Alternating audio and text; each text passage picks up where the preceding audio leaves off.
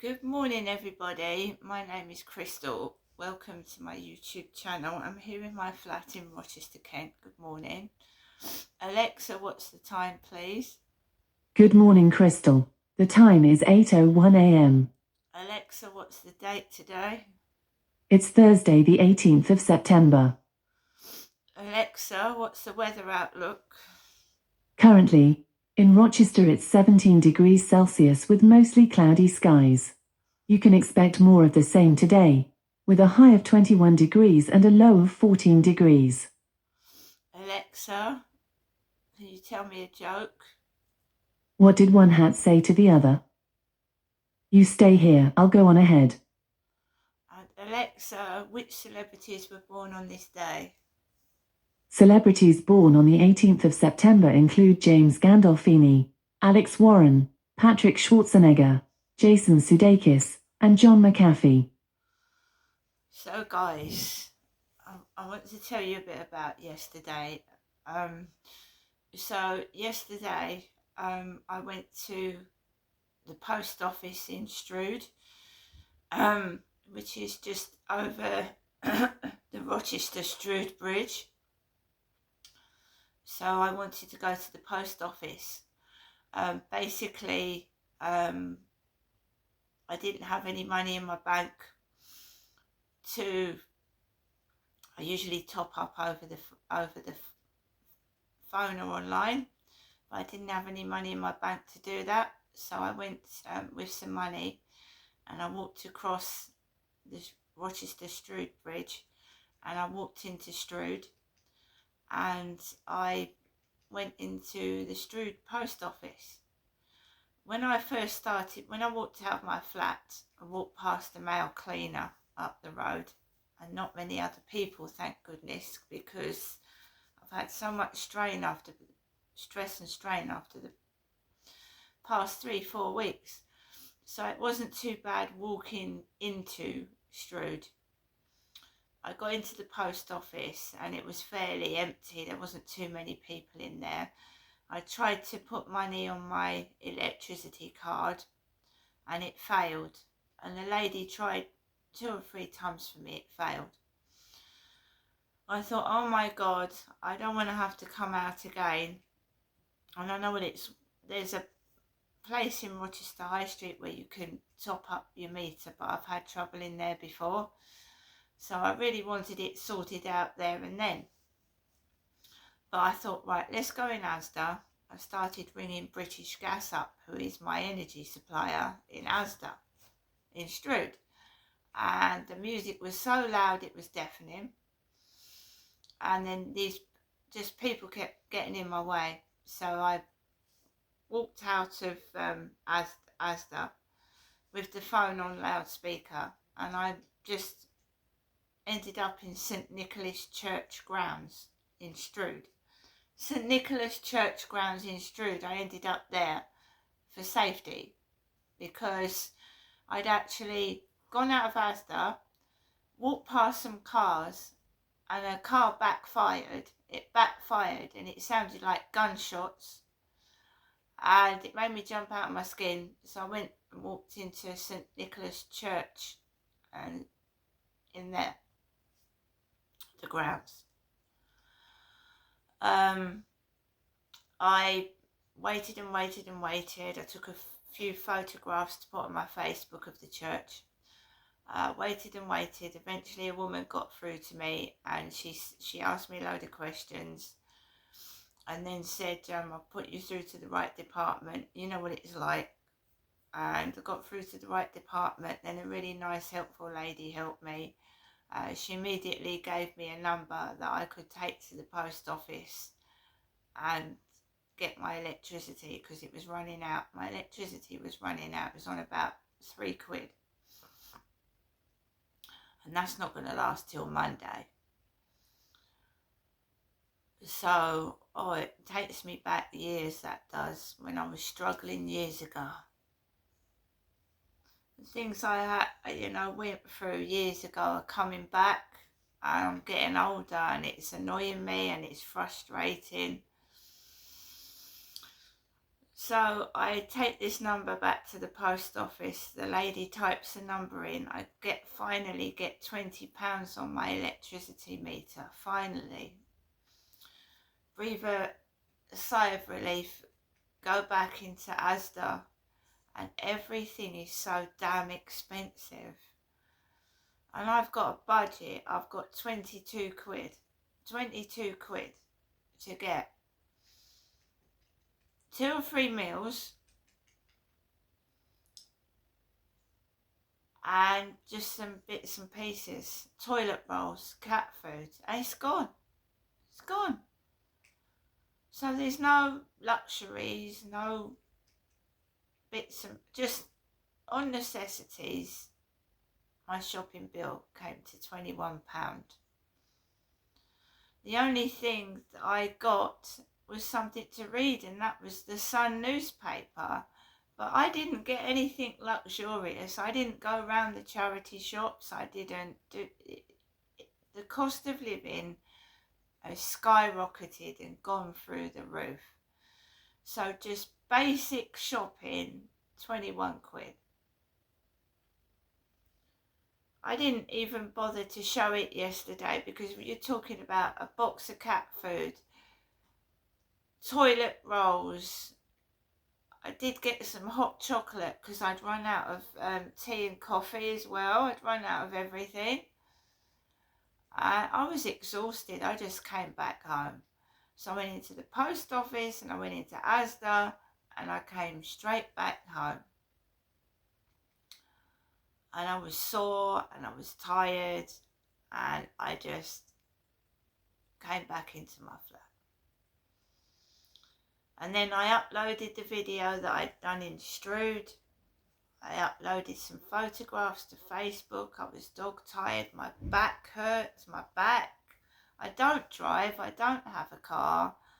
I walk mostly everywhere, or I take the bus or the train. So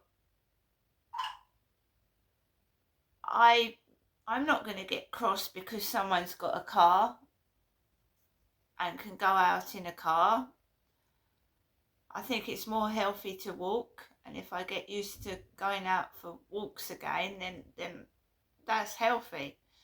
So when you see someone sat in their car as you're coming into the flats and you're dragging shopping down the road. So my neighbour was sat in his car opposite the flat entrance, sat in his car, whilst I was dragging shopping down the road. And I just came down the road, pressed the button to get in, got into my flat. My post was a direct debit failure. I'm just being blatantly honest. Everybody thinks that because you are a TikTok influencer or you're on YouTube, you're earning loads of money. Well, I don't get anything. I don't earn money on TikTok or YouTube. My videos are for free, and so yesterday I did not feel bad. I felt good. I'd walked into town, I'd got my shopping, I'd come back, I'd achieved something rather than sitting indoors worrying about what's going on upstairs all the effing time. So yeah, he was sat in his car, came back in, straight in, came upstairs, unpacked my shopping, uploaded my photographs of St Nicholas Church to Facebook. I cooked myself a chicken burger that I'd got from Asda. I made myself a cup of hot chocolate, sat down for a bit, and then I took Max for a walk in the afternoon.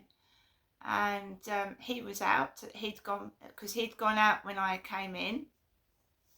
I went out with my dog to go for a walk, and I actually trying to get myself back on my feet and do a bit more interesting videos, a bit more like what I was doing before this 3 weeks of hell started.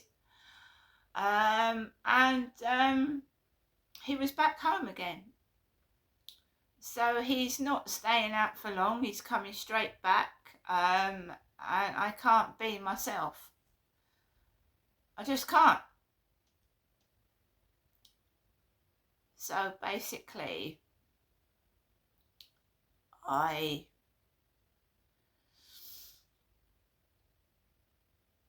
came back, and it's like the time before I go out. It's the time before I go out in the evening, so I try and watch a couple of Netflix films and try and relax. If there's not a lot of noise going on, I'll just try and relax. I actually am managing to do my Welsh lessons again on Duolingo, because for 3 weeks I didn't do my Scrabble Go, wasn't learning my Duolingo, my Welsh, because of the noise was so effing bad. Can't concentrate. So 3 weeks of, I'll tell you something as well, I forgot about my library books. No word of a lie, I forgot all about my library books as well. I've got a massive fine on my library books. This is what stress does, it makes you forget as well, because you try and keep yourself safe. Your mind and body tries to keep yourself safe, so my mind just shut off from everything. Wasn't doing my Duolingo, wasn't doing my Scrabble, and I let my library books go, didn't I? I've got this fine on my library books that I've got to pay now. This is what stress does, and it's all because this is taking over my life again, like it did in 2020 to 2023. It's doing it again. I just feel I'm suffocated. I can't get away from it. Thanks to my mum, who sent me some money, I was able to go out yesterday and get away from it. Not feel like I'm stuck in prison with someone showing off what they've got, and you know, sat in your car and I'm struggling down the road and my hands are sore and someone's just sat there. It's just wicked and evil.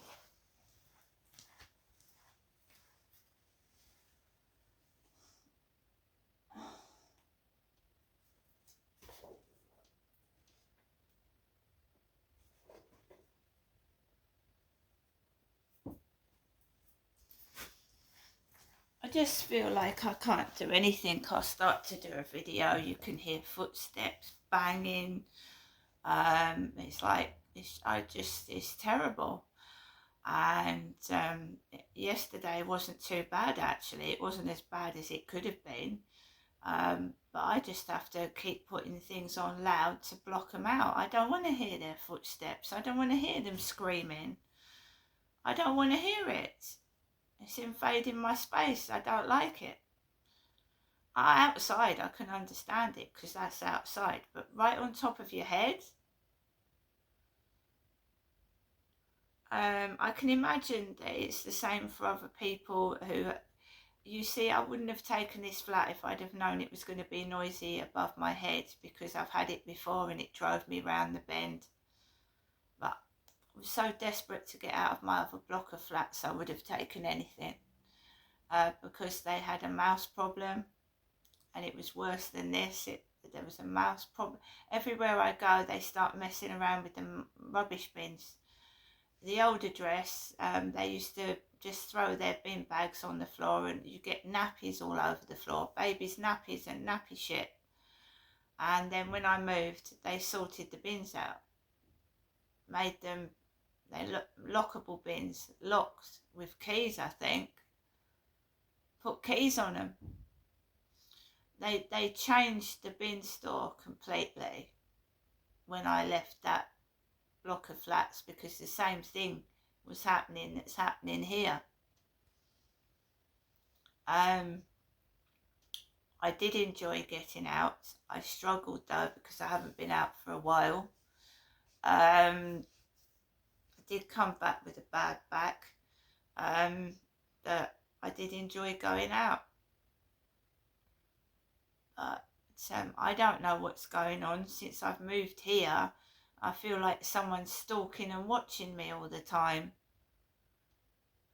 That's why I'm randomly uploading things to Facebook, Instagram, and TikTok, because they got so used to me uploading things at a certain time. They was going straight in after me, going down, seeing what I'm uploading, my photographs and everything. And I thought, right, I'm going to do things at different times. Yesterday, I did not tell anybody where I was going, and that was on purpose.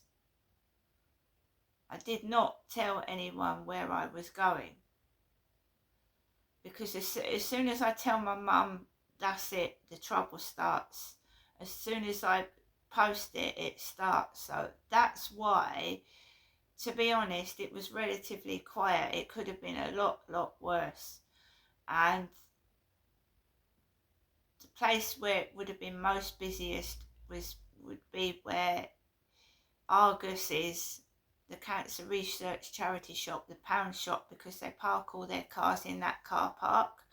But there was a lot of cars parked in Asda, and that was scary, trying to get to Asda without getting run over, and getting out of Asda without getting run over as well. It's a tricky entrance, that Asda in Strood. It's really tricky to get into Asda when you're a pedestrian. My dad used to take me there many years ago, before he took me to All Hallows Caravan Park. So when my dad used to take me on holiday, he would always choose either Tesco's in Chatham, which is now gone. That became a camping centre, Go Camping. I don't know what it is now. But my dad used to take me into Tesco's Chatham, Asda in Strood, and there's a Tesco's in Charles Street, Strood as well. A Tesco in Charles Street, it's called. My dad used to take me there before we went to All Hallows. He used to go to the big Sainsbury's in Hempstead Valley.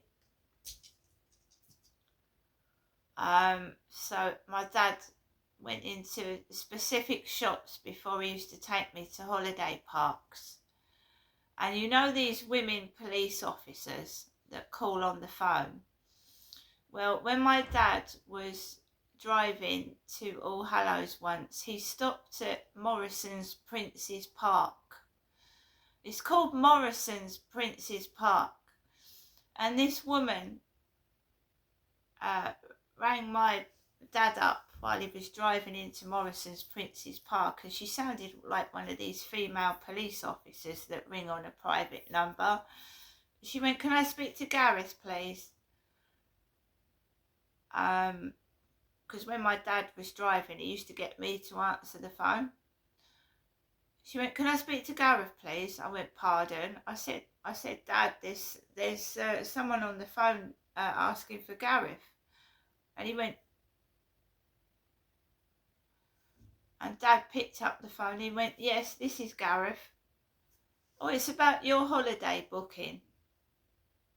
And this was the one in Grain, Stable Cottages. So he would call himself different names and book holidays in different names, because he was abusing me, and you can't be traced, can you? So when these women, there was all young girls. There was always young girls in their 20s. And yeah, so I don't like people ringing on private numbers, because it reminds me of these women that were speaking to my dad before he took me to All Hallows and abused me. So that's sometimes how I work, how I think, and why I get upset and annoyed. Sometimes a woman's voice will remind me that, are these private numbers the police calling from bona fide, or are they fake? Because I still haven't had a crime reference number for 2 crimes, and they're not bothering to do their job properly. So who are these women when I ring 101? Who are they? It makes me wonder how widespread that the abuse was and how covered up it was and how many people were involved in it. They can't do it now, my father's dead, but there's still this cover up where they will not let me speak the truth. I know my mum went to All Hallows with me and my father. The three of us went there together once, and my mum behaved like she was jealous. I do remember that.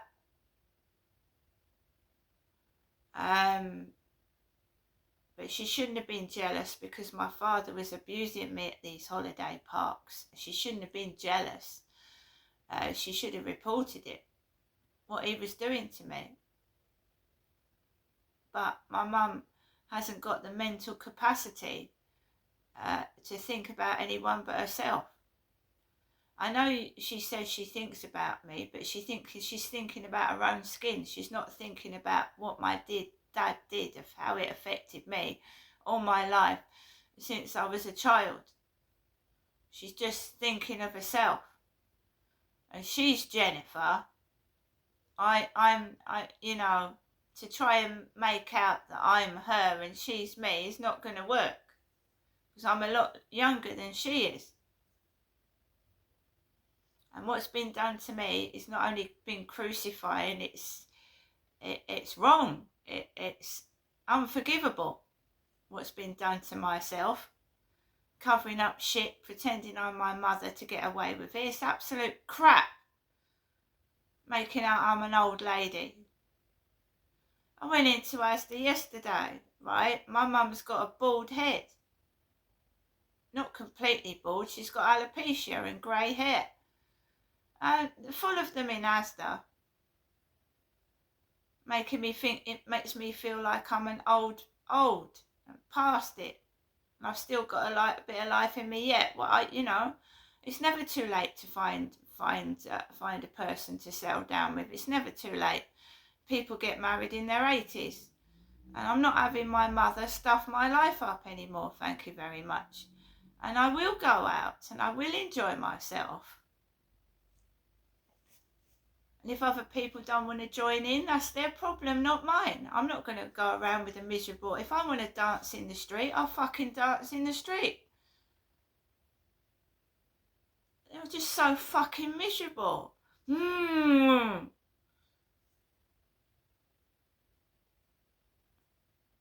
It's my life, right? Everybody has a different journey in their life. You start off as a baby, you turn into a child, then a teenager, then the 20s, 30s, 40s, 50s.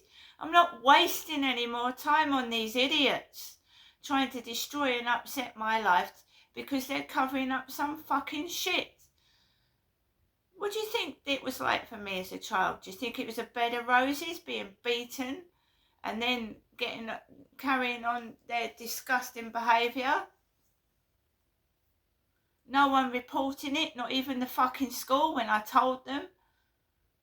Not even the school. Oh, schools help, do they? Well, not in my case, they didn't. They kept it hush, hush. When you write an essay at school about what your dad's doing to you and they say, oh, that's bad, but leave it. There you go. The school covered it up as well. My own school covered it up. My own secondary school covered it up. If a child says to you, oh, don't say anything, and the child is writing graphic words about abuse, a teacher should override what the child says and go and get the child some help. I remember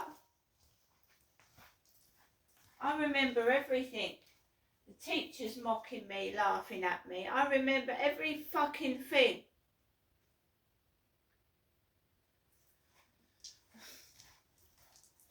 And every time, every day I remember something else. Something else comes back, when someone's nasty to me, laughs at me, makes fun of my fucking anything about myself, it comes back.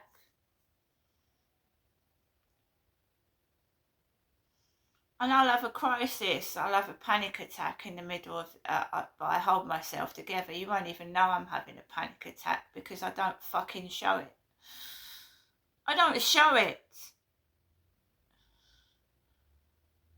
All this cruelty pushing into me, treating me like shit, making me wait like I'm just nothing. Because it makes them feel good, doesn't it? They're all doing bad stuff, going against God and God's religion, doing bad things to the cross of Jesus Christ in churches and all that, because that's what they are. If you read the Bible, you will know what was done to Jesus Christ, a good man that saved people, and the public that he had saved, they chose him to die. So his own people turned his back on him.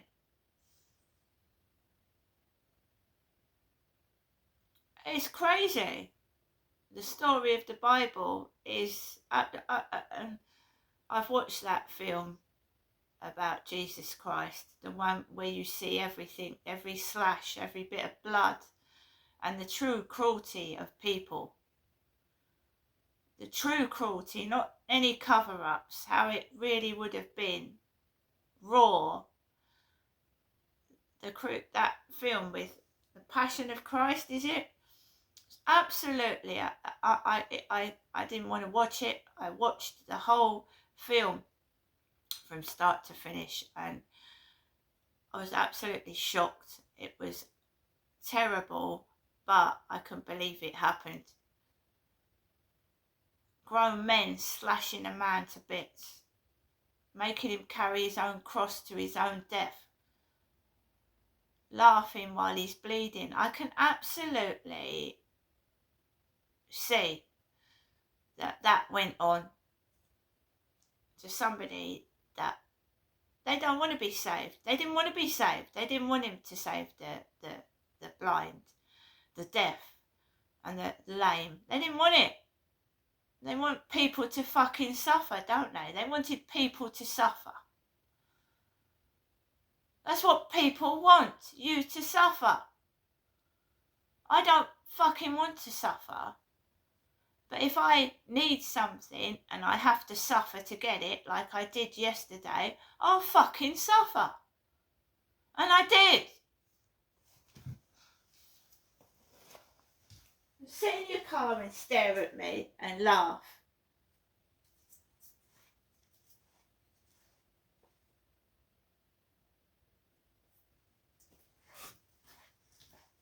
There's the strong in this world. There's the strong in this world, and there's the weak.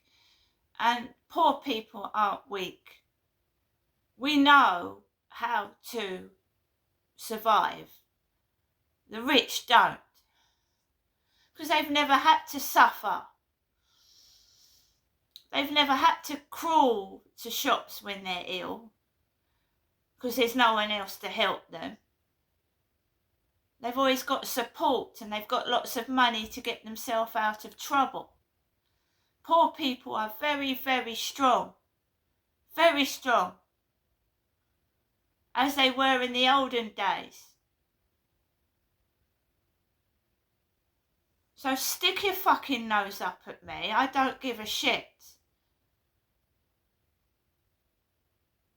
I will keep plodding on and fighting for my right for freedom from this bullshit. See you later.